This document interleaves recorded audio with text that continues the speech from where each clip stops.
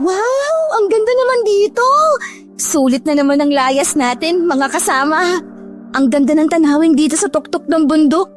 Makikita mula dito ang dagat. Lena, tingnan mo. Ang liliit na mga puno. Pati ang mga building dahil sobrang layo na. Lahat sila nakadagdag sa ganda ng tanawin. Sariwa din ang hangin at nakakawala ng pagod ang mga berdeng kulay ng mga puno. Hinaan mo nga ang boses mo.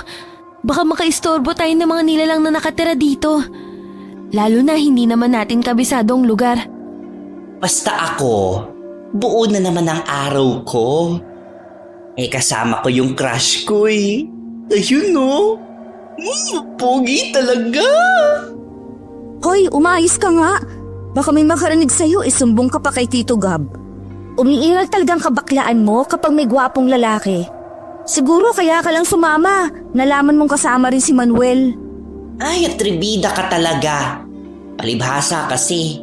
Hindi ka pa nakakaranas na magkaroon ng crush, no? Tama na nga yan. Hindi yan ang dapat na pag-usapan natin, kundi ang ginawa mo, Elisa. Sigurado mag-aalala ang mga magulang mo sa pagtakas mo. Bakit kasi hindi ka nagpaalam sa mga magulang mo? Baka sa susunod, hindi ka napayagang umalis kapag kasama kami. Bakit pa ako magpapaalam? Hindi rin naman nila ako pinapayagan. Kahit na. Magulang mo pa rin sila. Kung alam ko lang na hindi ka nagpaalam, sinamahan sana kita para ako mismo ang magpapaalam para sa'yo. Sus, para ka namang ewan.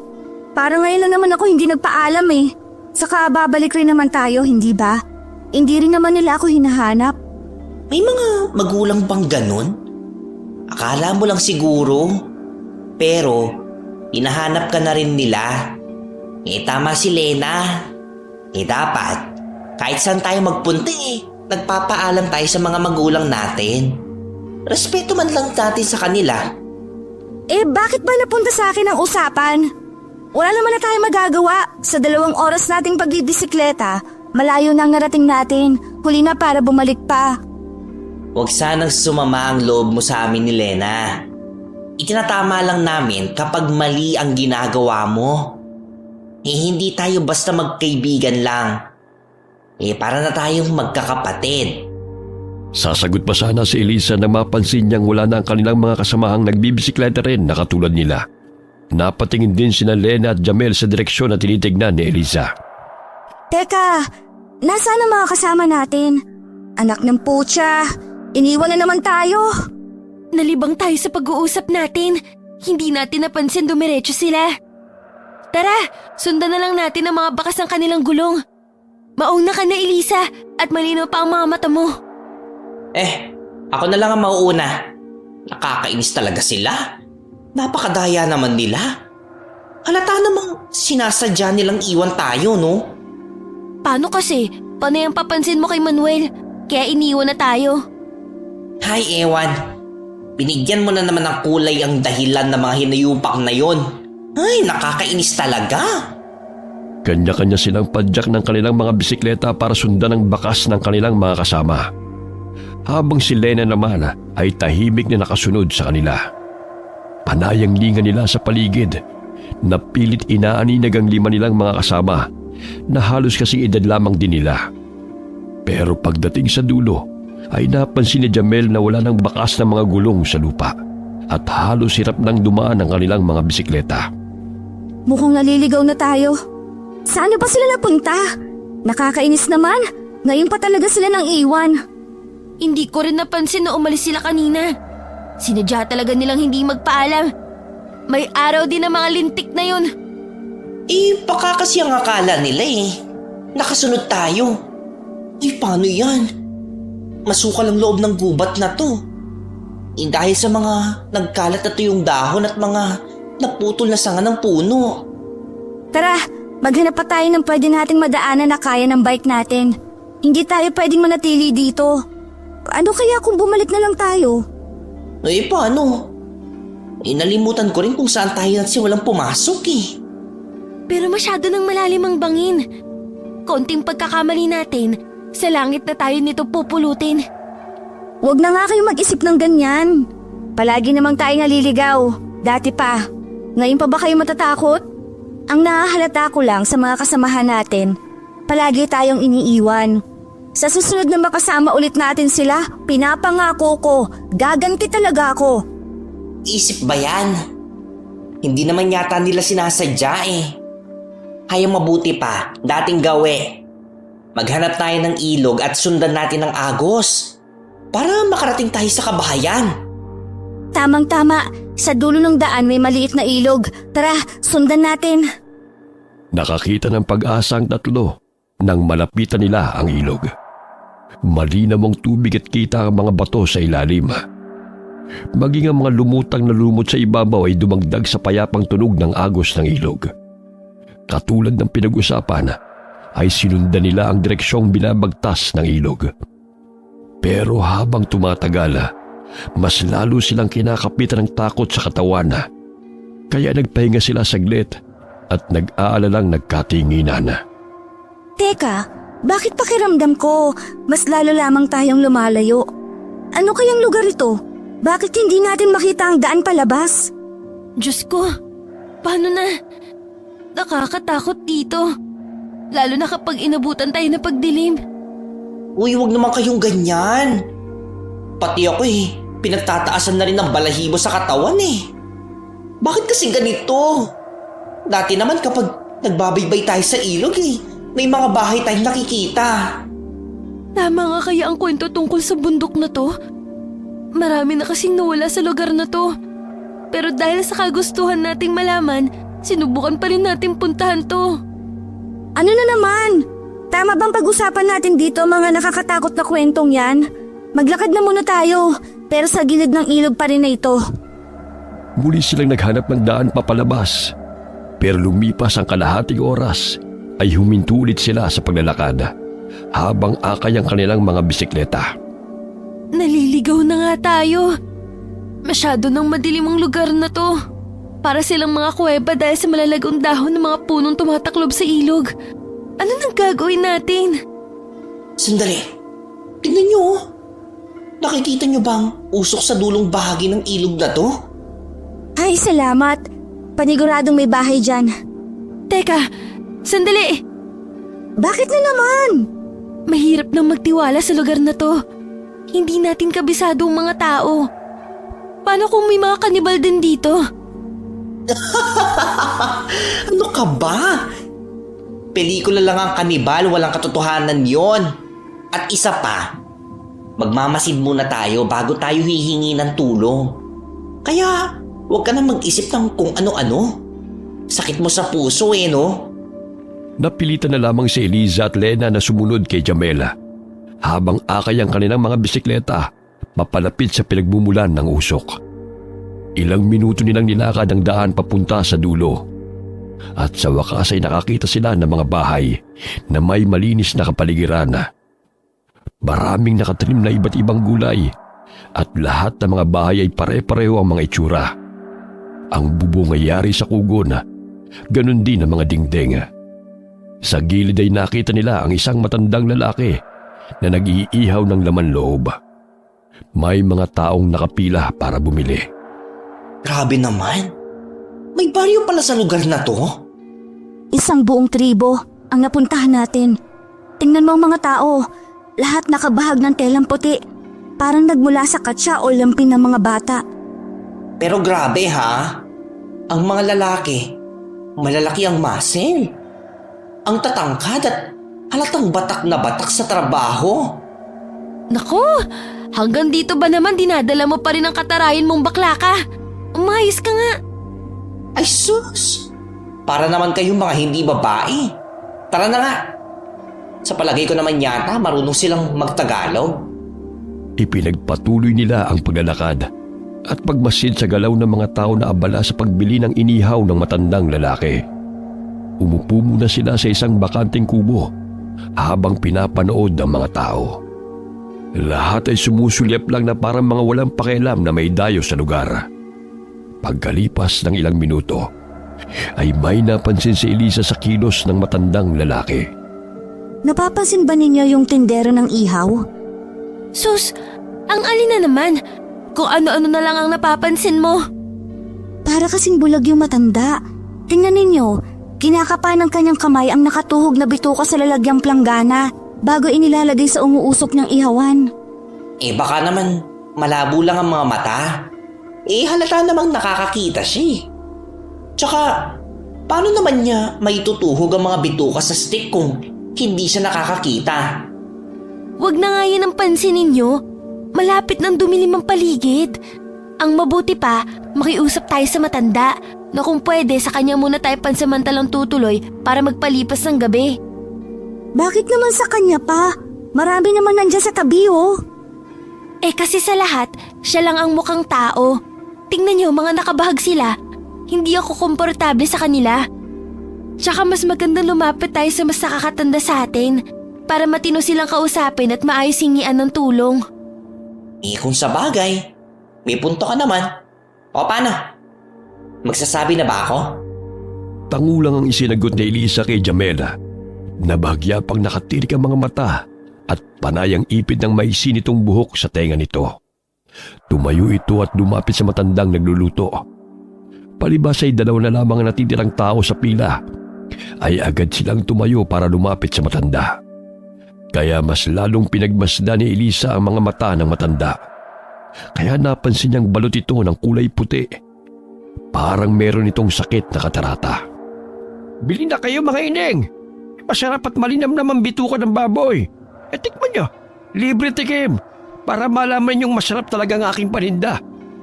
Naku, salamat na lang po. Wala kasi kaming dalang pera eh. Ang totoo po niyan naliligaw kami. At hindi namin alam kung saan ang daan palabas ng bundok na ito. Taga saan ba kayo? Taga Santo Tomas po. Abay, bakit ang layo na nang narating nyo? Paano kayo napadpad dito sa Barimaltok? 4 na oras ang kailangan nyong lakarin mula rito. Para marating ang labasan ng gubat. Halos lahat ng mga nakatira dito ay puro mangyan. May mga dala po kaming bisikleta. Marami po kaming magkakasama kaya lang. Iniwan po kami at naligaw sa baryong ito. Ay, ganun ba? Ilan ba kayo magkakasama? Ang totoo po marami kaming magkakasama. Pero nang iwanan kami, 3 na lang po kaming natitira. Si Lena, Elisa at ako po. Paano ba yan? Hindi ko kayo matutulungan samahan para ihatid sa labasan dahil sa kalagayan ko. Medyo mahirap ako makakita Pero may naaanino naman ako na konting liwanag. Elisa, Lena! Lumapit kayo dito. Nang marinig ni Elisa ang pagtawag ni Jamela, ay saka lang din sila mas lumapit sa matanda at pinakinggan ang mga sinabi nito. Hindi naman po kami magpapahatid. Makikiusap lang po sana kami na kung pwede po makituloy muna kami sa bahay ninyo. Kahit isang gabi lang po. Baka po kasi abutan kami ng pagdilim sa daan. Makasalubong po namin ang mababangis na hayop sa gubat. Nako, tama ka. Mabuti magpalipas muna kayo ng gabi sa bahay ko. Tama lamang na ako ang nilapitan nyo. Pwede naman kayo matulog doon pagpasesahan nyo lamang ang bahay ko at masyadong makalat. Marami pong salamat, Lolo. Lolo Tipo na lamang ang itawag nyo sa akin. Hindi may paliwanag ni Elisa ang kabang bumundol sa kanyang dibdib nang marinig ang malakas na pagtawa ng matanda. Nagtataka naman ang 3 na seryoso silang nagkakatinginang magkakaibigan. Ang weirdo naman ng matanda. Bakit parang ang saya pa niya? Tumahimik ka nga. Baka marinig ka. Imbis na matuwa baka hindi niya na tayo patuloyin sa bahay niya. Isang gabi lang naman tayo mananatili sa kanya Kaya huwag ka nalang magsalita. Ay, maraming salamat po, Lolo Tipol, sa pagtanggap po ninyo sa amin. Pasensya na po talaga. Nakoy, walang problema. Masaya nga akong nakatulong sa inyo. Dahil nagtiwala kayo sa akin. Ang mabuti pa'y umuwi na tayo. Ililigpit ko lamang itong mga natira kong paninda. Kung gusto nyo sa inyo na lamang itong bituka ng baboy. Tamang-tama, 3 na lang ang natira. Halata kasing nagugutom na kayo Dinampot naman kaagad ni Jamel ang iniaabot ni Lolo Tipol na inihaw na bituka ng baboy. Ganon din si Lena na inilubog pa sa sausawan. Napalunok naman ang laway si Elisa nang makita ang mga kaibigan na ganado sa kanilang pagguya sa bituka. Pero sa kabila ng pagkatakam niya sa kinakain ng mga kaibigan, ay tinanggihan niya ang iniaabot sa kanya ni Lolo Tipol. Itinulak niya yon ng kamay, kaya't si Jamel naman ang sumalo. Napakasarap naman pala, Lolo, ng tinda niyong inihaw na bituka ng baboy. Kaya naman pala, ang haba po ng pila. Sulit kasi ang lasa eh. Salamat naman na gustuhan mo. Kakaiba talaga ang lasa ng ihaw ko. Halos dito na ako tumanda sa pagluluto ng mga pagkaing pantinda ko eh. Bukod kasi sa malinam namang bituka ng baboy, masarap din ang lasa ng aking sausawan. Nilalagyan ko pa nga ito ng pipino pampabango. Sarili kong tanim ang pipino, kaya malaki talaga ang kinikita ko. Sapat sa aking mga pangangailangan. Siya nga pala, itapon niyo sa basurahan ko yung mga basura niyo ha. Bawal magkalat dito. Ang galing naman ng lugar na to. Hindi katulad sa bayan, kaliwat kanan ng basura. Lolo, malayo po ba ang bahay ninyo dito? Mukhang naiinip na ang kasama niyo. Tayo na, nang makapagpahinga na kayo. Hindi naman malayo ang bahay ko rito. Sa dulo ng nakataling lubid na ito, nandun lamang ang bahay ko. Gusto ko kasi medyo malayo ng konti sa mga tao para hindi ako nakakaperwisyo sa mabahong amoy ng tapa kapag nagpapatuyo ko ng mga karne ng baboy. Para saan po ba ang lubid na hinahawakan nyo? Masyado kasi mabigat itong mga dala ko. Mas mahihirapan ako kung may dala pa akong tungkod. Dito akong mahawak para sa direksyon papunta sa bahay ko. Hirap na kasi ako makakita Paano po pala kapag may nagloko sa inyo at itinali sa ibang direksyon ng lubid na kinakapitan ninyo? Naku, sa putikan ako pupulutin. Mababait naman ng mga tao rito. Wala pa namang nangyayaring ganyan sa akin. Ano po ba ang trabaho ninyo bukod sa pagtitinda po ng ihaw? Mahilig akong gumawa ng patibong. Nagpapatulong ako sa mga mangyan sa pagkuha ng mga kawayan. Kaya sumunod na lamang kayo sa akin para hindi kayo mahulog sa mga pinaghukayan ko na puno ng mga matutulis na kawayan. Ako na po ang magdadala ng mga dala ninyo. May dala naman po kaming bisikleta kaya hindi po mabigat. Ay, salamat. Iba kasi kapag tumatanda na. Hindi naman po halatang matanda na kayo. Malakas pa rin ang inyong katawan. Ilang taon na po ba kayo? Abay, 68 taong gulang na ako. Ako kaya, umabot sa ganyang edad? Ay siya nga po pala, tungkol po sa patibong. Talaga po bang walang ligtas po ang mga hayop na gumagala sa inyong bakuran? Paano po kapag may ibang tao na hindi alam ang kinalalagyan ng inyong patibong? Nakoy, imposible. Halos lahat dito ay kabisado ang aking mga patibong. Kaya wala pa namang nangyayaring ganon. Kung mapapansin nyo, may mga nakatali pa ikot sa patibong. Kaya alam na yan ng aking mga kababaryo. Maliban na lamang doon sa mga dayo. Habang naglalakad ay pumasok sila sa bahagi ng kakahuyan. Tumawid ng tulay na yari sa kawayan. At naglakad pa ng ilang minuto bago narating ang kakaibang bahay. Gawa yun sa mga pinagpatong-patong na mga bato na may katamtamang sukat. Kapansin-pansin ang mga maliliit na tapayan na nakapatong sa mga estante ng bahay. Siguro nagtataka kayo kung bakit ganitong klase ang bahay ko. Marami kasi mababangis na hayop sa gubat na ito. Kapag ganito ang dingding, di kagad nila napapasok ang aking bahay. Sige na, maupo muna kayo at ihahanda ko pansamantala nyo matutulugan. Ano po yung naaamoy kong nabubulok na karne? Ano ka ba, Elisa? Ayun ba? Ang naamoy mo ay mga nakabilad na mga karne ng baboy rabo. Itinitinda ko rin yun sa mga tao. Kasi kung minsan, ay sila na ang pumupunta rito para pakyawin ang aking paninda. May mga nilaga pala ako na saging na sabas sa kaldero. Mainit pa yon. Baka gusto nyo kumain. Naku, nakakahiya na po sa inyo. Naku, huwag na kayo mahiya. Masamang tumanggi sa grasya. Isa pa ay kapag pagkain, hindi ako nagdadamot. Malas at walang kwentang tao madamot sa pagkain. Sige na, kumain na kayo. At meron pa akong gagawin. Nang mawala sa kanilang paningin ang matanda, ay saka lamang nagsalita si Elisa. Talaga bang mapagkakatiwalaan yung matanda na yun? Bakit ka ba nag-aalala? Mabait naman si Lolo Tipol. Halika na, kumain na muna tayo. Kanina pa kasi ako nagugutom Oo nga naman. Masamang tumanggi sa grasya. Agad silang nagpunta sa kusina para kumuha ng mga saging na nilaga sa kaldero. Halos maubos nila ang nilagang saging. Dala ng kabusugan kaya't nakaramdam sila ng antok. Isa-isa silang naghanap na matutulugan hanggang sumiksik sila sa bangko na yari sa kawayan. Humiga sila roon. Dala ng matinding pagod ay agad silang nakatulog. Pagkaraan ng isang oras na pagkakaidlip ni Elisa ay naramdaman niya ang matinding init sa katawan. Madilim na rin ang paligid. Tahimik ang loob ng bahay na tanging insekto lang ang kanyang naririnig. Tinanggal niya ang binti ni Lena na nakadantay sa kanyang hita. Tulog na tulog pa rin ito.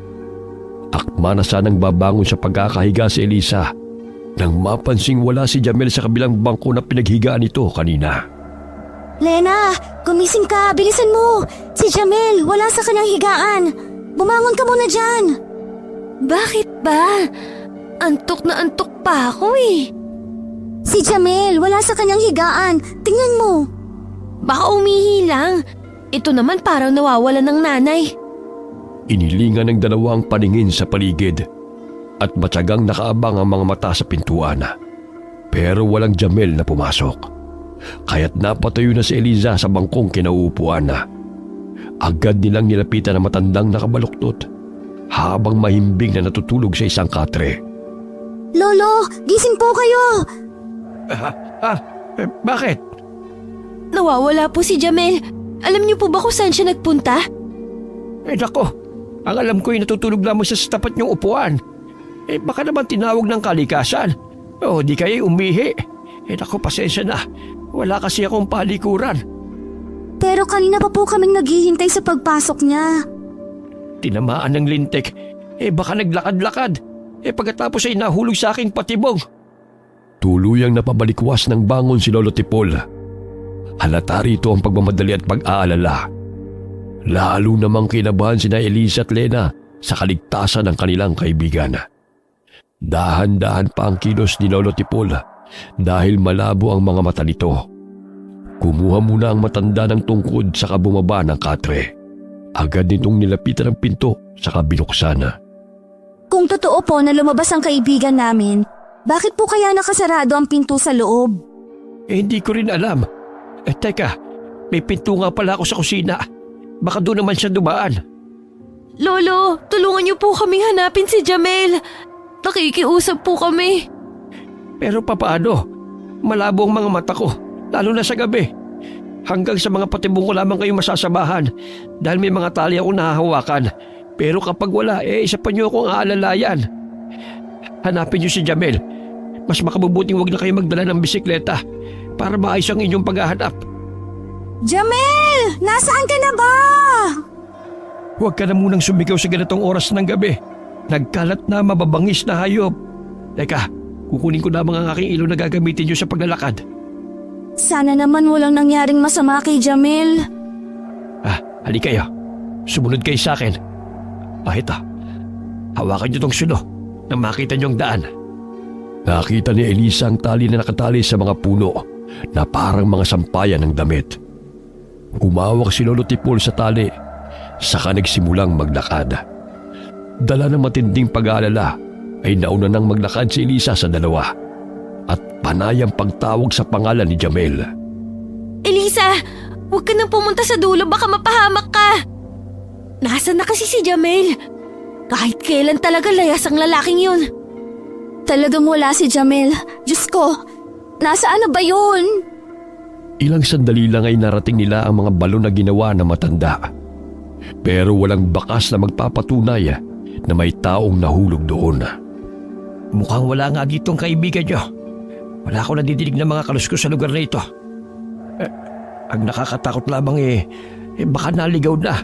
O di kayo may nakakuha na sa kanya ng mga nilalang na nagtatago sa dilim. Po? Nilalang ng dilim? Ano po ang ibig ninyong sabihin? Sila yung mga aswang, engkanto at halimaw. Pero ang sikat sa lugar na ito ay ang aswang na nangunguha ng mga kabataan na ang edad ay 15 taong gulang pababa. Hindi ko pala naikwento sa inyo kanina kasi maaga kayo natulog. Marami na ang mga batang nawawala sa lugar namin. Halos lahat ay hindi na natatagpuan. kahit ang kanilang mga katawan. Kung ganun po, kailangan mahanap natin agad si Jamel. Mas delikado po palang manatili sa lugar na to kesa sa mababangis na nakatira sa gubat. Sa tono po ng pananalita ninyo, Lolo, marami ng mga batang kinukuha ng aswang na tinutukoy ninyo. Pero bakit wala po kayong nababanggit sa amin? Hindi nga tayo nagkaroon ng oras na pag-usapan dahil natulog nga kayo. Paano na po ang kaibigan namin? Gusto ko man kayong samahan pero magiging pabigat lamang ako dahil sa kalagayan ko. Kayo na lamang ang maghanap sa kaibigan ninyo. Mabuti nang may maiwan dito para kung bumalik man siya may makakausap ka agad. Mag-iingat na lamang kayo ha. Huwag kayo masyadong lalayo. Ako naman ay hihingi ng tulong sa mga katribo ko. Sana naman, Lolo, marami po ang tumulong sa amin. Sana nga, dahil kung merong nangyaring masama sa kaibigan ninyo, habang buhay kong sisisihin ang sarili ko. Sige na, lumakad na kayo, habang malakas pa ang liwanag ng sulo. Halos magmadali sina Eliza at Lena sa paglalakad, habang naiwang nakatayo si Lolo Tipol sa tapat ng patibong nito. Hinabol na lamang sila ng tingin ng matanda. Saan naman natin hahanapin ang bakla na yun? Naku, kapag nakita ko talaga siya, kukurutin kong singit niya. Sandali, huwag daw tayong lumayo. Madilim at halos nagkalat ang mababangis sa hayop dito sa gubat. Pakiramdam ko, may mga nagtatago sa mga likod ng mga yan. Nasa utak mo lang ang takot. Naniniwala ka naman sa matandang yon. Parang ang hindi bulag eh. Alam ang mga nangyayari sa mga paligid. Pakiramdam at pandama lang ang ginagamit nila. Pero kadalasan, talo pa nilang mga taong nakakakita. Pero nagbubulag-bulagan sa totoong nangyayari sa paligid. Sandali, wala ka bang naririnig na ingay? Huwag mo na nga akong takutin. Sandali silang tumigil sa paglalakad, habang pilit na pinakikinggan ang ingay na nagmumula sa mas madilim na kakahuyan. Ilang sandali pa ang lumipas, ay muling narinig ni Elisa ang malakas na alulong ng aso.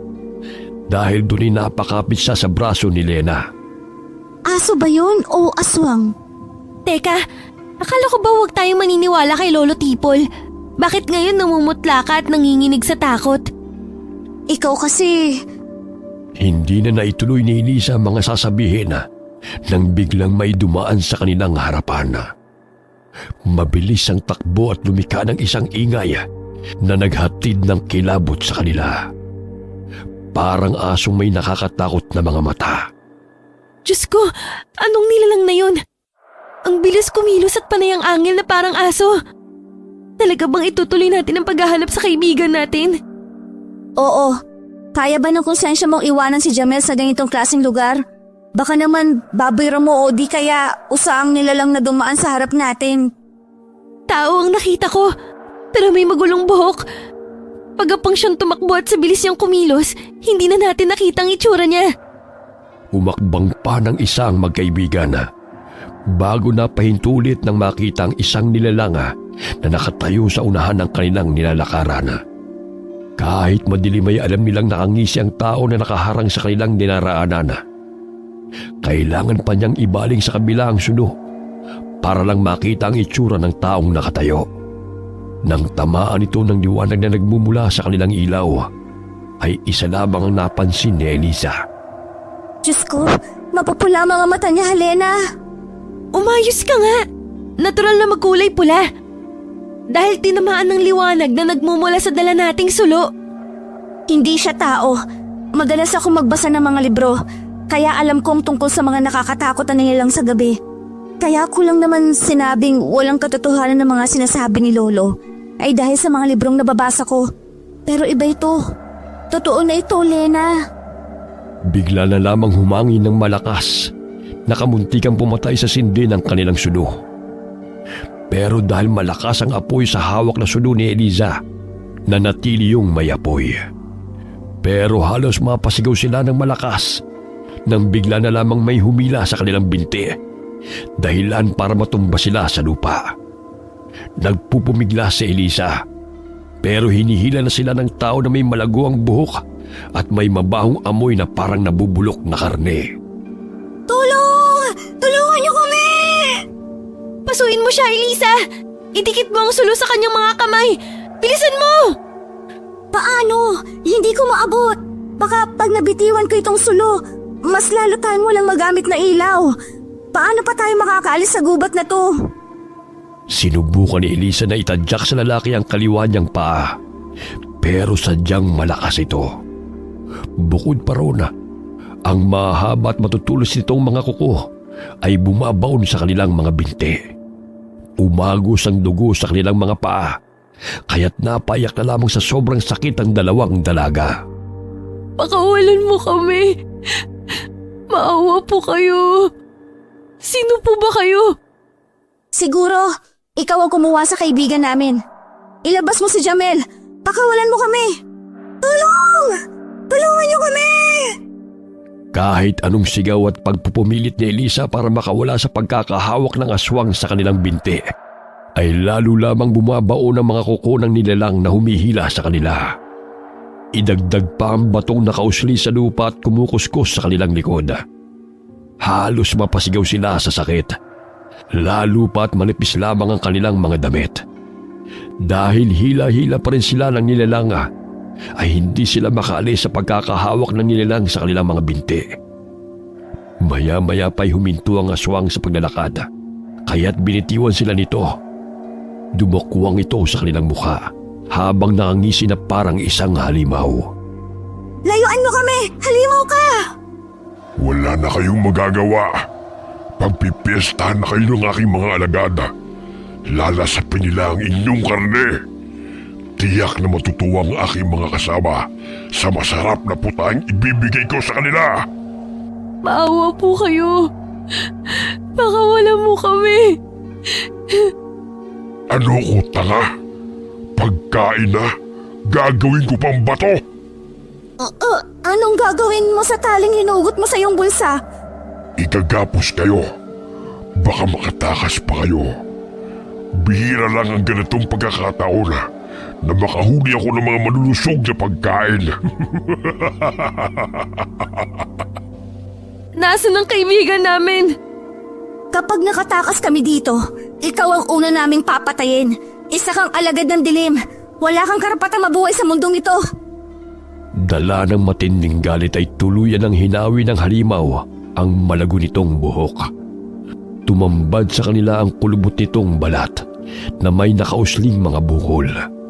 May malapot din na likido sa ibabaw ng mga bukol nito sa mukha. Halos tumabingin ang mukha ng nilalang sa dami ng mga bukol nito. Nakaramdam ng pagsusuka si Eliza nang malanghap niya ang mabahong amoy ng aswanga. Parang sugat na hindi naghihilom. Nakakadiri ang itsura mo. Bitiwan mo kami! Halimaw ka! Pakawalan mo kami. Pakiusap, bitiwan mo ang binti namin. Pero parang walang nadidinig ang aswang sa mga pakiusap ni Lena at Elisa. Sa halip ay pinagpatuloy nito ang paggapos sa kanilang kamay at mga binti. Huling itinali ang mga paa ni Elisa, kaya't nagkaroon siya ng pagkakataong sipain ito sa mukha. Nang tamaan ang bukol nito, pakiramdam niya'y napisayon at dumikit ang katas sa kanyang paa. Napasigaw ito sa sobrang sakit habang tinatakpan ng mga palad ang sarili nitong mukha. Hayop kang bata ka. Ang sakit ang ginawa mo. Dahil dyan ikaw ang una kong kakainin. Lumayo ka! Bitiwan mo mga braso ko! Elisa! Bigla na lamang naramdaman ni Elisa ang pagbaon ng mga ngipin ng aswang sa kanyang braso hanggang lumipat ang kagat nito sa kanyang binti.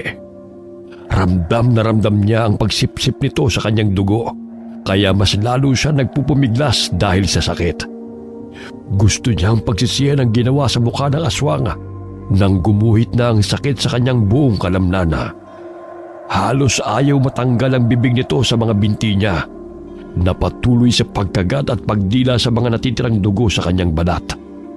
Hanggang sa bigla itong tumihaya sa lupa sa kanyang tabi at nakita ang isang matandang babae na nakadamit saya. May hawak itong karit na nakahandang sumugod ulit. Bitiwan mo ang mga bata! Wala kang patawad! Kahit ang mga batang walang kalaban-laban sinaktan mo! Masyado ka ng maraming pinatay! Panahon na para tapusin na ang kasamaan mo! Huwag kang makialam dito! Akin ang mga batang ito! Hindi ako nagbibiro! Hindi ako magdadalawang isip na itarak sa'yo ang aking karet! Konting pagkakamali mo lang, pupugutan kita ng ulo! Halata sa mga mata ng aswang ang takot nang biglang kumislap ang talim ng karet ng matandang babae. Imbis pasugod, ay dahan-dahan itong umaatras papunta sa madilim na bahagi ng gubat. Akala ni Elisa na takot ang aswang, pero bumuelta lamang ito pasugod. Binangga ng ulo nito ang matandang babae. Halos magkasabay na bumagsak sa lupa ang dalawa. Pero mas mabilis kumilos ang matandang babae at nagawa pa nitong masugatan ang aswang sa braso. Halos mamilipit sa sakit ang aswang. Lalo pa itong napasgaw sa galit nang umagos ang dugo nito. Hindi! Ang sakit! Magbabayad ka!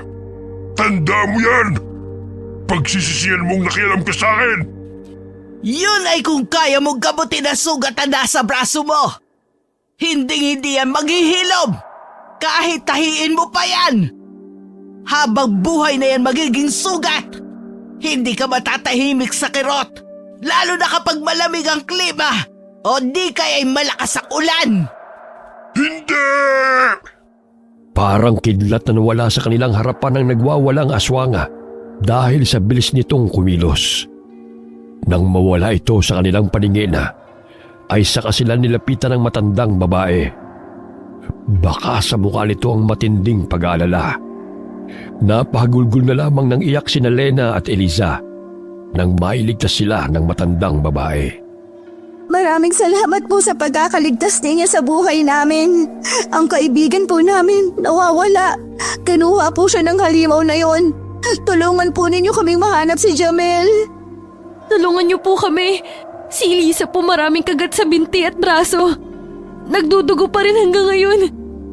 Kaya kailangan magamot ko agad ang mga sugat ni Elisa para hindi kumalat ang hawa ng aswang sa katawan niya. Sandali at puputulin ko lang ang mga gapos ninyo sa braso at binti. Mabuti na lamang pala narinig ko kayong sumisigaw. Dahil kung mas nahuli pa ako ng dating, baka kung ano pa ang mga nangyaring masama sa inyo. Kitang-kita ni Elisa nang tumayo ang matanda at pinutol ng hawak nitong karit ang kanilang gapos sa braso at binti. Sa sobrang talas nito, ay isang pasada lamang ng talim ang ginawa ng matanda at agad na naputol ang tali. Dahil si Elisa ang may sugat, siya ang inalalayan ng dalawa para makaalis sa lugar na yon. Ilang minuto ang itinagal ng kanilang paglalakad nang makita nila ang maliit na kubo na gawa sa kugo ng bubong at kawayan ng dingding. Saka lamang nila naramdaman ang kaligtasan. Akala ko maliit lang ang bahay ninyo, Lola. Pero ang laki po pala sa loob. Dahil gawa ng sikretong silid sa ilalim ng lupa. Bakit ganito po ang itsura ng bahay mo, Lola? Dahil isa akong antingerang palaging nanganganib ang buhay sa mapagpanggap na aswang. Lalo na sa gabi. Dito ka muna maupo sa malapad na bato. Medyo may kabigatan ka rin kaya pakiramdam ko. Hihikain na naman ako. Ang ganda po nitong silid ninyo sa ilalim ng lupa. Kakaiba talaga ang silid na ito. Kahit nasa ilalim tayo ng lupa. Naririnig ko ang ingay sa labas. Nakikita mo ba ang nakalitaw na kulay puting bato sa dingding na ito? Idikitin niyo ang inyong tenga sa bato at maririnig ninyo ang ingay na nangyayari sa labas. Halos mabingi nga ako sa sobrang ingay ninyong dalawa. Kaya po pala narinig niyo ang aming sigaw. Oo, tama na muna ang tanong. Ang mahalaga ay ligtas na kayo at mabigyan agad ng pangunang lunas ang sugat ni Elisa. Sige po, ang sakit pa rin po ng sugat ko. At saka hindi nawawala ang paghihibot-hibot ng aking laman sa loob. Dahil lang mga aswang ay may mga dalang lason sa ating katawan. At kapag hindi naagapan, para silang rabis na kakalat sa iyong dugo hanggang sa utak para gawing kang aswang na kagaya nila. Dito muna kayo at kukuha muna ako ng dahon ng salapang. Nagkatinginan ng dalawa dahil sa narinig na pangalan ng halamang gamot mula sa matanda.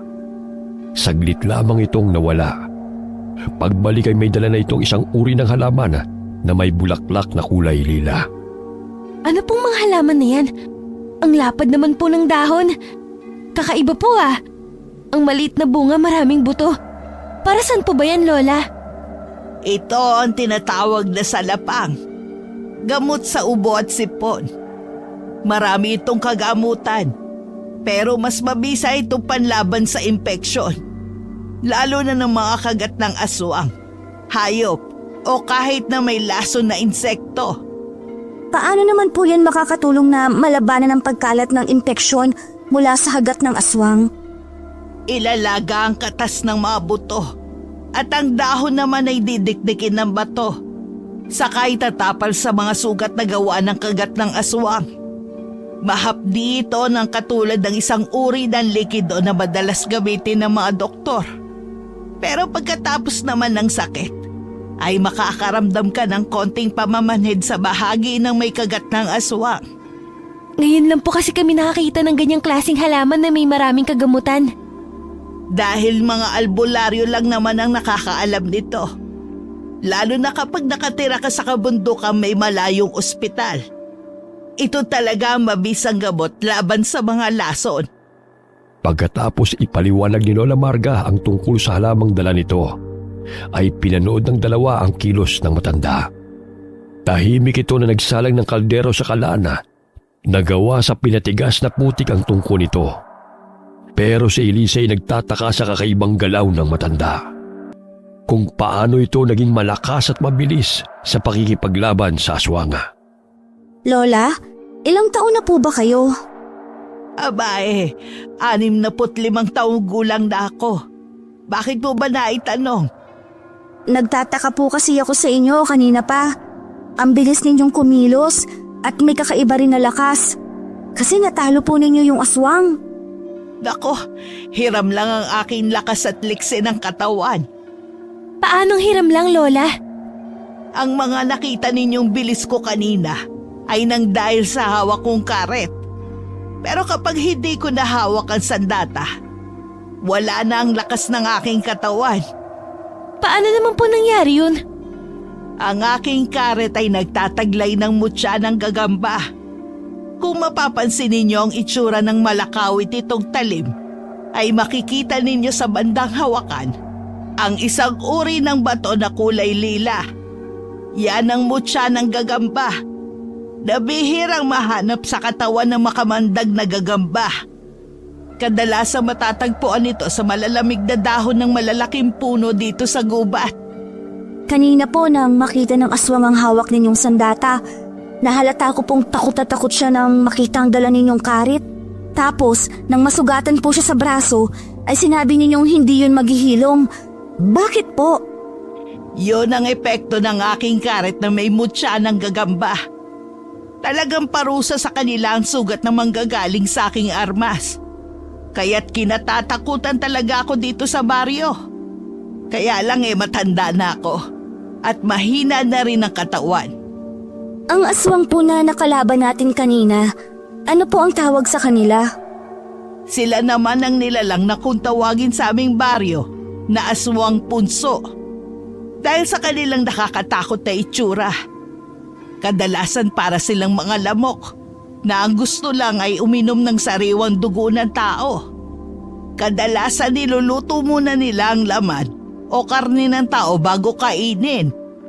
Hindi sila katulad ng mga aswang na sariwang laman loob ang mga kinakain. Lola, kumukulo na po ang nilagang salapang. Saka lamang nabaling ang atensyon ni Lola Marga sa niluluto nitong mga gamot. Pagkatapos magsalin sa palanggana, ay nilagyan naman yun ng malamig na tubig na nagsalok pa sa tapayan nito. Nagdikdik na rin ito ng mga dahon bago lumapit sa nakaupong si Elisa. Huwag na lang po kayang gamutin ang sugat ko, Lola. Baka hindi ko po kaya ang hapdi. Naku, parang kagat lang ito ng langgam. Gusto mo bang matulad sa aswang na kumagat sa'yo kanina? Paano nga pala kayo napadpad dito? Mga bikers po kami, Lola. Naligaw po kami sa paghabol sa mga nang iwan naming mga kasama.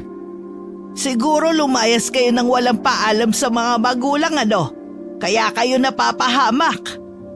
Paano po ninyo nalabang hindi po kami nagpaalam sa mga magulang? Ako po nagpaalam. Si Elisa lang po ang hindi. Paano nga po ninyo nalaman? Kadalasan ang napapahamak ay ang mga batang mahilig gumala ng walang paalam sa magulang. Kaya may basbas o pagpayag dahil nagpapahiwatig yun ng pagpapaalam at paggabay sa kaligtasan para sa kanilang mga mahal sa buhay. Karma ang tawag sa mga batang napapahamak dahil sa katigasan ng ulo. Sa oras na to, kung hindi ako nagkakamali, panay ang tawag o bigkas nila sa mga pangalan ninyo. Kaya ang dalay kapahamakan. Hindi naman po namin alam na hindi pala to nagpaalam si Elisa. Pero bakit po si Jamil ang nawala at hindi si Elisa? Dahil si Elisa ang naging dahilan kung bakit kayo naligaw. Ipaparanas sa kanya ang paghihirap para may maunawaan sa mga bagay na nagawa niyang mali. Sinimulan na ni Lola Marga ang paglalagay ng dinikdik na dahon sa mga sugat ni Elisa. At gano'n na lamang ang sigaw ng dalaga nang maramdaman niya ang sakit at hapdi ng gamot na pumasok sa kanyang sugat. Malakas na napahagalpak ng tawa ang matanda na parang sinadya nitong huwag sabihin ang totoong epekto ng gamot sa sugat. Akala ko po ba parang kagat lang ito ng langgam? Parang bagyo po ang hapdi. Nako, hindi lang yan ang sakit na mararanasan ninyo kapag kayo'y manganganak na at maging isang ina. Kaya ayos lang yan. Lola, may iba nga po tayo ng usapan. Hindi po mawala sa isip ko ang kaibigan po naming nawawala. Baka naman po pwede niyo kaming tulungan. Nag-aalala na po kami sa kanya. Baka po napahamak na siya. Matutulungan ko kayo sa pamamagitan ng pagbibigay ng armas. Pero hindi ko kayo masasamahang hanapin ang kasama ninyo. Dahil baka mapahamak lang kayo kapag kasama ninyo ako. Marami ang nag-aabang sa paglabas ko. Pero kung dala ninyo ang aking karet na may mutsadang gagamba, mas mapapadali ang paghahanap ninyo sa kaibigan ninyong nawawala. Paano po si Elisa na may mga sugat pa sa katawan? Kakayanin po kaya niyang maglakad? Katulad ng mga sinabi ko, mamaya lang ay magmamanhid ng sugat mo. Pero mas magandang bukas na ninyo hanapin ang inyong kasama. Agad namang pumayag ang magkaibigan sa payo ng matanda.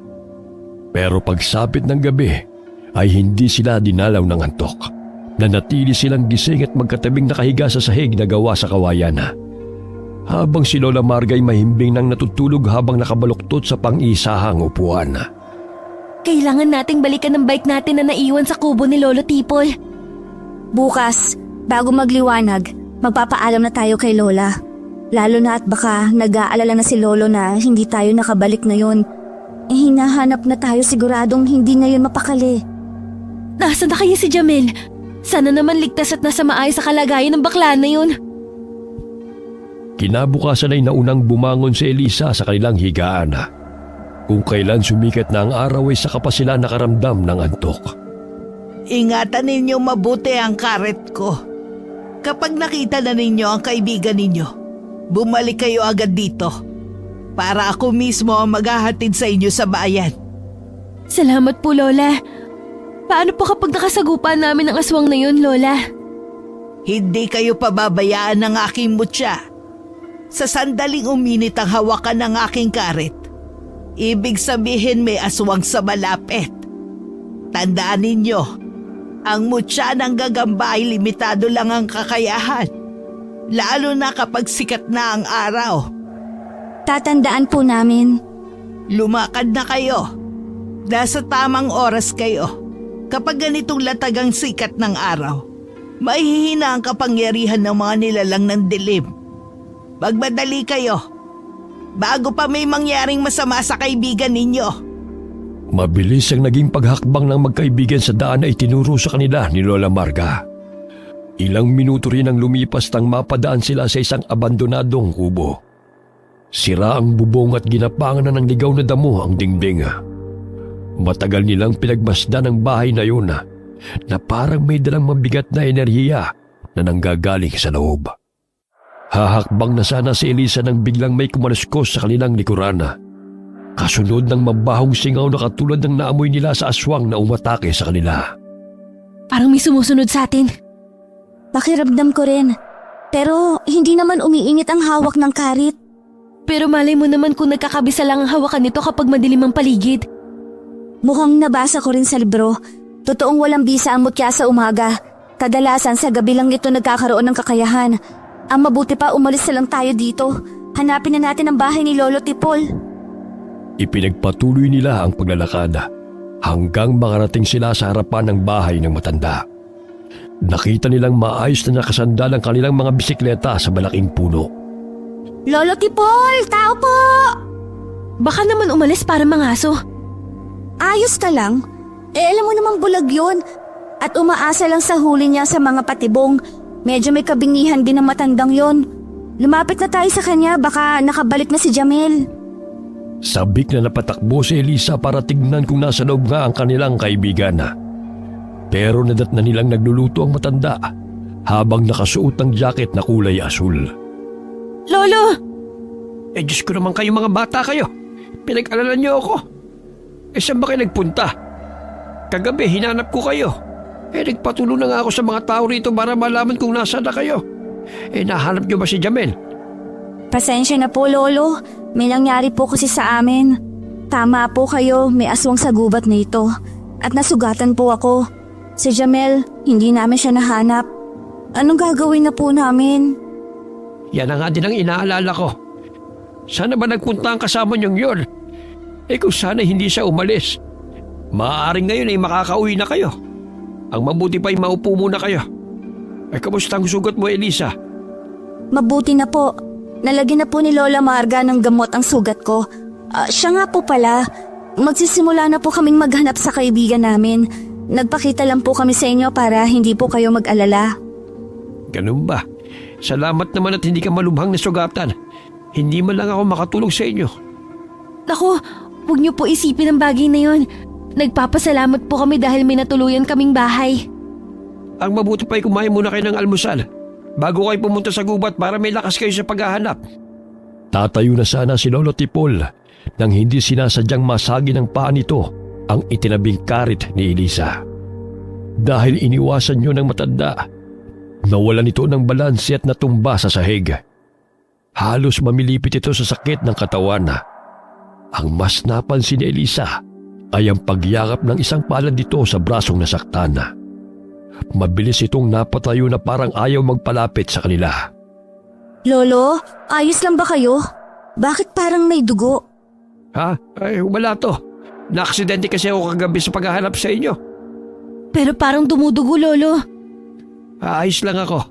Kumuha muna kayo ng pagkain sa kusina. Gagamutin ko muna itong sugat ko sa kaliwang braso. Hindi na hinintay ni Lolo Tipol na lumapit si Elisa. Mabilis itong naglakad papalabas ng bahay. Naiwan silang natigilan sa biglang pagbabago ng kilos ng matanda. Bakit parang mabilis gumalaw si Lolo Tipol ngayon? Akala ko ba bulag siya? Ikaw ba naman ang matumba at masaktan? Hindi bibilis ang lakad mo? Tsaka ang sugat niya, gaano kaya kalala? Para kasing malalim at mahaba ang sugat niya. Halata sa dumikit na dugo sa manggas ng jacket niya. Hayaan mo na, baka ayaw lang na matanda na tulungan natin siya. Hindi na nagpaalam sina Elisa at Lena kay Lolo Tipol nang umalis sa bahay nito para muling hanapin si Jamel. Pero pagdating nila sa gitna ng gubat, ay nakita nila ang ibang mga tao na naghahanap din sa mga anak na nawawala. Kaya kahit papano'y nagkaroon sila ng kasama sa paghahanap, lahat ay nabigong makita ang kanilang kapamilya. Kaya't nagsimula ng mapahagulgol ng iyak ang magkaibigan. Kahit madilim na ang paligid, ay hindi sila tumigil sa paghahanap sa kaibigan. Nawawalan na ako ng pag-asang mahanap pa natin si Jamel. Naisip ko nga na baka iniwan lang tayo ni Jamel para humingi ng tulong sa iba o di kaya hinanap niya ang ating mga kasama para humingi ng tulong. Ang gulo na nga ng isip ko habang lumilipas sa mga oras na hindi natin nahanap si Jamel. Nakakapag-alala na baka nga patay na siya. Diyos ko, wag naman.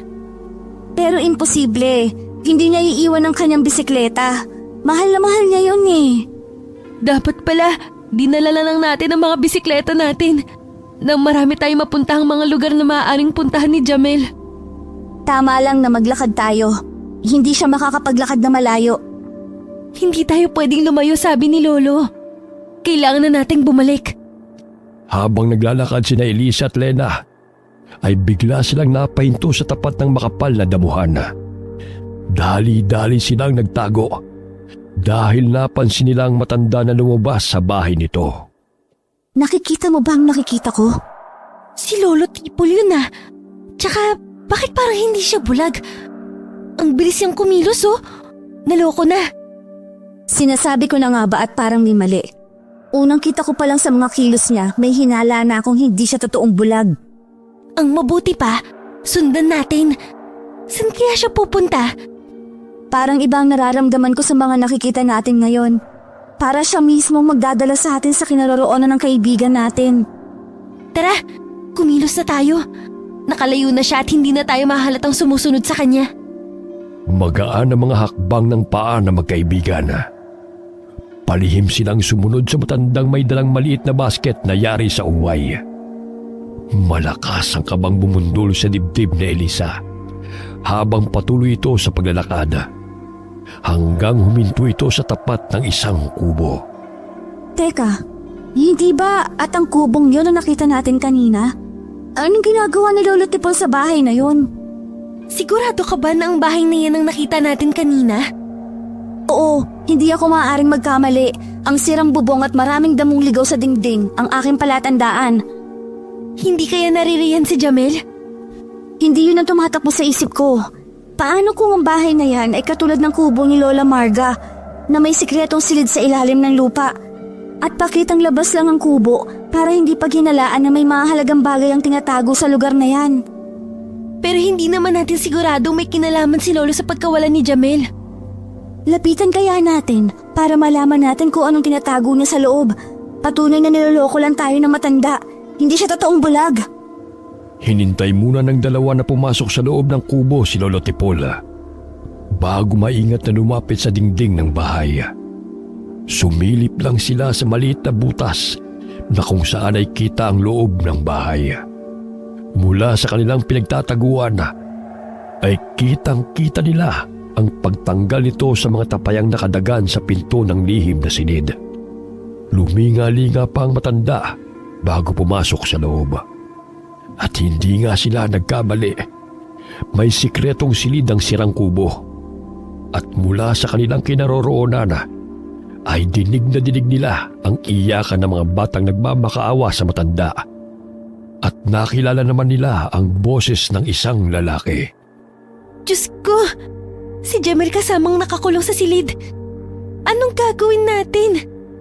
Kumalma ka nga muna. Hindi gumagana ang utak ko eh. Baka patay ng matanda ang kaibigan natin. Dito ka lang sa labas. Sisilipin ko sa loob. Kapag nahuli ako, magpapahabol ako sa matanda. Tsaka ka papasok para iligtas sa mga bihag. Kung hindi naman, at sa loob ng kalahating minuto na hindi pa ako lumalabas, humingi ka ng tulong kay Lola Marga. Hindi ako maaari magkamali.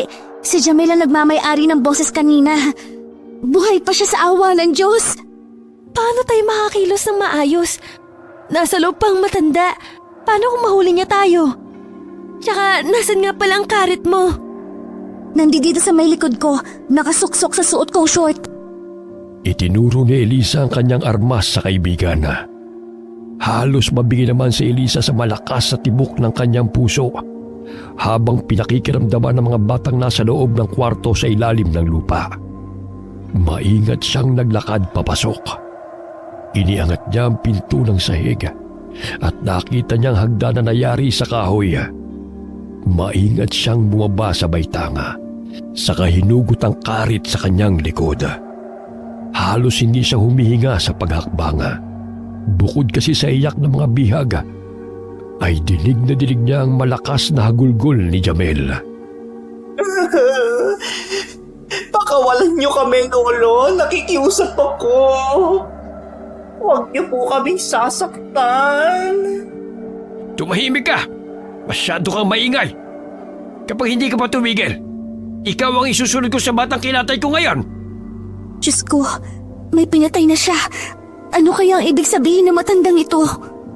Napansin ni Elisa ang haligi sa may madilim na bahagi ng silid na pwede niyang pagtaguan. Habang humahanap ng tiyempo kung paano itataka sa mga nakagapos na bihaga.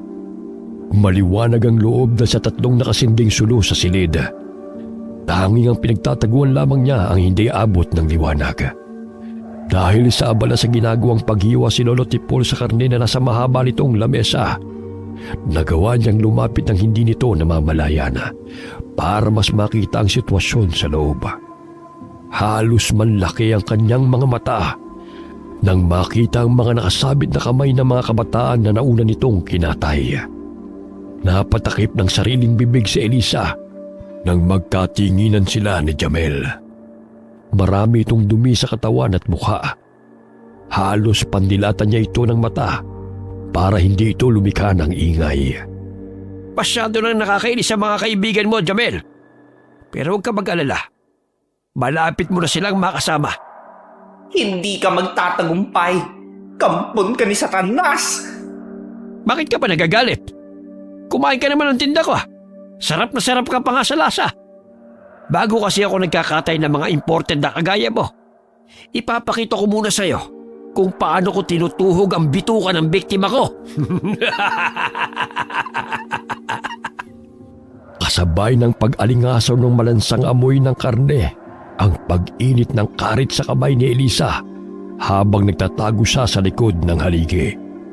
Kung ganon, isang aswang si Lolo Tipol at ang tinda niya ay hindi totoong bituka ng baboy, kundi bituka ng mga tao. Sandali, bakit parang may pamilyar na amoy sa loob ng silid na ito? Umami na kayo. May pumasok ba sa kwartong ito? Wala. Siguro, naamoy mo lang ang kasamaan mo. Subukan mo magtapang-tapangan kapag nakita mo na ang itsura ko. Sa panlabas na kaanyo-anyo kami maloloko. Pero hindi nyo maitatago ang amoy ninyo kahit maligo pa kayo ng pabango. Halatang napikon si Lolo Tipol sa sinabi ni Jamel. Kaya nang bigla itong humarap sa kaibigan, ay halos mapasigaw ang ibang mga kabataan nang makita ang totoong itsura ng matanda. Nalaman nilang ang aswang na una nilang nakalaban sa gubat ay si Lolo Tipol. Akma na sana nitong sasaksakin si Jamel gamit ang itak. Ay saka naman lumabas sa pinagtataguan si Elisa. Kaya't napasigaw ang mga bata dahil sa takot. Talagang napakagaling ng pag-arte ninyo. Halimaw ka! Muntik na kaming maniwala sa kadramahan ninyo. Sinasabi ko na nga ba't may nakapasok sa silid ko? Masyado atang mapapadali ang pagkatay ko sa inyo. Huwag ka muna magsaya dahil hindi ka sasantuhin ng armas ko. Yan pala ang pinagmamalaki mo. Kaya ang lakas ng loob mong pumasok sa imbakan ko. Pwes, makikita mo ngayon ang hinahanap mo. Mag-ingat ka, Elisa. May pambihira siyang kakayahan. Kaya huwag ka magpabaya. Hindi pinansin ni Elisa ang paalala ng kaibigan dahil abala siya sa pagharap sa kalaban. Bigla na lang nagsaaswang ang matanda at nalaman ni Elisa na tama si Jamel. Hindi nga ito basta ordinaryong aswang lamang. Teka, bakit parang naging gunting ang kamay mo? Mag-iingat ka. Yan ang kakayahan niya.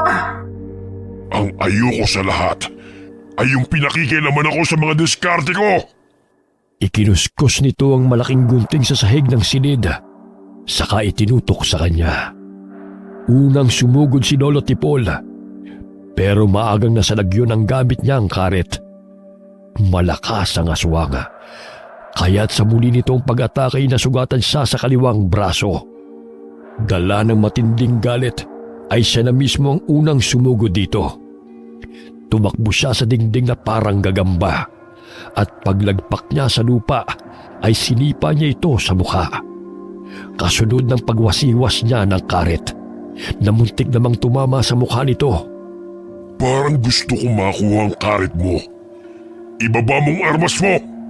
Kundi gigilitan ko ng buhay ang kaibigan mo. Kasama ng 2 bata na narito.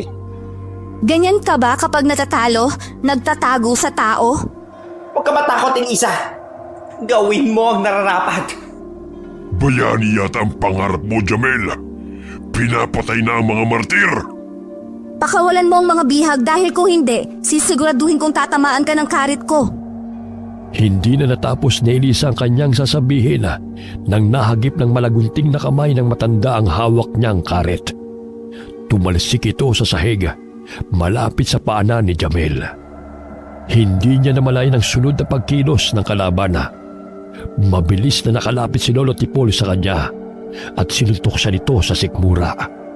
Dahilan para bumulagta siya sa sahig. Nang aabuti na niya ang karet, ay sinipa naman ng matanda ang kamay niya. Ang akala mo ba'y ganun lang ako kadaling talunin? Nagkakamali ka! Kahit kailan, hindi pa nanalo ang kasamaan sa kabutihan. Elisa, bakit pa kayo nagpunta dito? Pinabayaan niyo na lang sana ako. Huwag na kayo magdrama.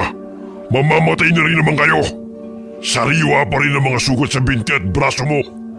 Parang ang sarap nitong tungtungan. Itinapat ng matanda ang paa nito sa brasong may sugat, saka nito diniinan. Halos mapasigaw si Elisa sa sobrang sakit. Inulit pa nito ang pagtapak at sa binti naman ginawa. Umagos ang dugo, kaya mas lalong napahagulgol ng iyak si Jamel, dala ng matinding awa para sa kanya. Tama na! Huwag mo saktan si Elisa! Galit na galit kasi ako sa mga batang mapagmalaki. Nakala mo'y ganun lang kadaling makialam sa gawa ng iba. Teka, ano kaya kung itong kaibigan mo muna ang unahin ko? Ako na lang ang patayin mo. Pakawala mo si Elisa. Sa halip sumagot ay humalakhak ng tawa si Lolo Tipol habang pinupulot ang karet. Pero nabitiwan nito ang armas na parang napaso. Saka nagtatakang tumingin kay Elisa. Hanggang ngayon, hindi ko pa rin maintindihan kung anong meron sa karit ng matandang yon. Dahil wala ka namang karapat ng malaman pa, bakit hindi mo nalang intindihin ang sugat mo na hindi maghihilom kahit na kailan? Habang nagsasalita at abala si Lolo Tipol sa pagkipag-usap sa kanya, ay pasimpleng inaabot ni Jamel ang karet na nasa paanan nito. Dahan-dahan namang tumayo si Elisa. Saktong pagharap ng matanda sa kanya, ang pagtalon niya sa braso nito. Hawak ang malagunting nitong mga kamay. Pati si Jamel ay nakisipa na rin sa matandang halimaw. Ang mga kabataan namang naroon na kahit nakatali ang mga kamay, ay pinagtulungang sakya ng matanda sa likod. Mabilis na sinipa ni Jamel ang karit papunta kay Elisa, kaya't mabilis niya yung nadampot. Sa pagwasiwas ng kanyang armas, ay tinamaan sa balikat si Lolo Tipol. Ang sakit ng balikat ko! Anong ginawa ninyo? Dinagdagan ko lang ang mga sugat na magpapahirap sa'yo. Mapatay mo man kami, ay habang buhay kang magdurusa sa sugat na nilikha ng karit ko. Sa pag-ikot ni Elisa ay tinamaan niya ng karit sa mukha si Lolo Tipol. Agad na lumikha ng sugat at umagos ang dugo. Dala ng matinding emosyon, nagwala ito na ikinatanggal naman sa mga batang nakakapit sa kamay nito. Iwinasiwas din ito ang kamay na gunting at dahan-dahang lumapit sa kanila. Habang ibinubuka ang mga talim ng armas nito, sa pagsugod nito sa kanya ay nasugatan naman siya sa hita. Agad na gumuhit ang hapdi na nagmula sa talim ng gunting nito. Naramdaman niya ang sakit sa likod nang tumama naman yun sa nasandalan niyang dingding. Akma na sana itong lalapit sa kanya nang marinig nito ang boses ni Lola Marga na bagong dating. Sa likod nito sa taas ng hagdan ay ang umiiyak na si Lena. Tama na! Ito na ang katapusan ng iyong kasamaan, Tipol! Huwag kang makialam dito! Bakit mo ba ako pinakikialaman? Dahil hindi na tama ang ginagawa mo! Masyado ka na napaghahalatang naiinggit ka sa mga magulang ng mga batang yan! Dahil nagkaroon sila ng anak na ipinagkait naman sa atin! Talagang hindi tayo magkakaanak. Dahil magkaiba tayo. Hindi ako makakapag na may mga anak ang mga tao na sa paligid natin. Tapos ako'y wala. Para patas. Kailangan ko silang patayin at pagkakitaan. Kaya lamang masyadong masarap ang kanilang mga laman at dugo. Malinamnam na parang masarap pa sa lechon na baboy. Mag-asawa kayo? Bakit hindi ninyo sinabi, Lola, na kilala ninyo ang halimaw na to at idinaan nyo pa sa paligoy-ligoy? Dahil sa inyo, muntik pa kami mapahamak. Ipokrita! Kahit kailan wala akong kasalanan kung bakit kayo napahamak. Kasalanan ninyo kung bakit nangyayari sa inyo ang bagay na yan. Kung nanatili kayo sa piling ng mga magulang ninyo, hindi kayo mapapahamak. Kaya huwag mong isisi sa akin ang katigasan ng ulo ninyo. Ama si Lola Elisa. Sinadya ni Lola Marga na magkunwaring galit sa harap ni Lolo Tipol para mas malibang ang aswang sa pagkipag-usap sa kanila. Habang si Elisa ay unti-unting lumalapit kay Jamel para kalagan ito sa pagkakagapos. Gamit ang karit ay nagawa niyang tanggalin ang tali sa kamay ng kaibigan nang hindi namamalayan ni Lolo Tipol. Hanggang napansin nito ang pagpuslit ni Jamel, kaya hinarap nito ang dalawa. Hindi na kayo makakalis sa silid na ito. Ikaw lang ang maiiwan dito dahil dito ka na malilibing ng buhay. Baliw na aswang. Mabuti na lang hindi kayo nagkaanak. Alam ninyo kung bakit? Susumpa nilang nagkaroon sila ng magulang na mga baliw. Hindi nagustuhan ni Lolo Tipol ang mga sinabi ni Elisa, kaya't napasugod ang aswang sa kinaroroonan niya. Gamit ang gunting na kamay ay muntik na siyang maipit sa leeg ng armas nito. Mabuti na lamang at kumilos si Lola Marga para atakihin sa likod ng matanda gamit ang kamao. Pero hindi yun ininda ni Lolo Tipol. Sa halip ay sinakal nito si Lola Marga. Halos umangat ang mga paa ng matanda sa sahig ng silid na yun. Kaya't nagkaroon ng pagkakataon si Elisa na gamitin ang hawak niyang karit. Walang pag-aalinlangang itinarak niya yun sa likod ng halimaw. Elisa! Dalian niyo mga bata! Tumakas na kayo! Elisa! Jamel! Tara na! Hindi kayo makakatakas. Hindi kayo aalis. Binunot ni Elisa ang karit na nakatusok sa likod nito at buong tapang niyang ginilitan ang leeg ng matanda. Hindi nakapagsalita si Lola Marga nang mapalhod sa kanyang harapan ang asawang aswanga. Habang hawak ang leeg na walang tigil sa paglabas ng mga dugo. Pasinghap-singhap ito na parang nalulunod at hinahabol ang sariling hininga. Pero tumatalsik lamang ang mga dugo sa lupa. Tipol! Lola, patawarin po ninyo ako. Pero kailangan kong gawin yon. Papatayin ka niya at wala na siyang pakialam kahit masaktan ka niya. Lola, aalis na po kami sa lugar na ito. Sana mapatawad niyo kami magkakaibigan. Sa kabila ng mga ginawa ni Lolo Tipol, ay nayakap pa rin ito ni Lola Marga. Niyakap ang ulo nito na hindi na gumagalaw dahil tuluyan na nga itong nalagutan ng hininga.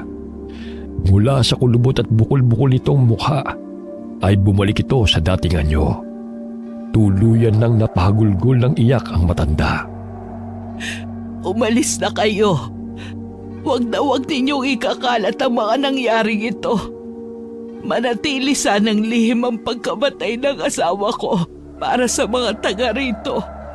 Gusto ko ng katahimikan na hindi pa naranasan ng lugar na ito. Magmula na maging aswang ang asawa ko. Bakit kayo nanahimik? Samantalang may armas naman pala kayong magagamit para pigilan siya. Magkakaasawa rin kayo. At balang araw kapag nagmahal kayo na sobra, matatakot kayong mawala ang taong yun. Pero dahil marami na siyang napapatay, kasama na ako sa mga pumatay sa mga batang pinatay ni Tipol. Makakaalis na kayo. Paano po ang karit? Itatago ko na lamang ito para sa mga aswang na patuloy na gumagala sa lugar na ito. Tandaan ninyo maging silbing aral sana sa inyo ito. Opo, Lola. Hindi na kami uulit pa. Tuluyan na ngang iniwan ng tatlo ang matanda sa silid ni Lolo Tipol. Kasama ang 2 bata na nailigtas nila sa kamay ng aswang na matanda. Binalikan lamang nila ang kanilang mga bisikleta at ang mga magulang mismo ng dalawang bata ang naghatid sa kanila papunta sa labasan. Saka lamang sila nakahinga ng maluwag nang sa wakas ay nakita na nila ang kalsada. Sa dulo ay may mga ilang truck na nakahinto at sasakyan ng mga pulis. Si Mama at Papa, kasama ng mga tanod, naghihintay sila sa atin. Hinahanap pala ako ng mga magulang ko. Si Papa kasama nila. Si tatay at nanay din kasama nila. Tara, lapitan natin ang mga magulang natin. Halata sa kanila ang pag-aalala. Halos magkarerahan ng tatlo sa pagbibisikleta para agad makalapit sa kinaroroonan ng mga magulang. Napuno ng iyakan ng tagpong yun ng mga nag-aalalang magulang nila. Saka lamang din nila nalaman na ang gubat na kanilang napuntahan ay hindi pa nararating ng mga tao. Marami ang nawawala at tirahan ng iba't ibang klase ng mga aswang. Patawarin po ninyo ako, Mama, Papa. Hindi na ako uulit sa ginawa ko. Magpapaalam na ako at hindi tatakas sa inyo. Yakap lamang ang iginanti ng kanyang mga magulang habang umiiyak. Sa kanila ni Lisa ng lugar, dala ang malaking aral na kanilang natutunan. Wakas. Wow! Ang ganda naman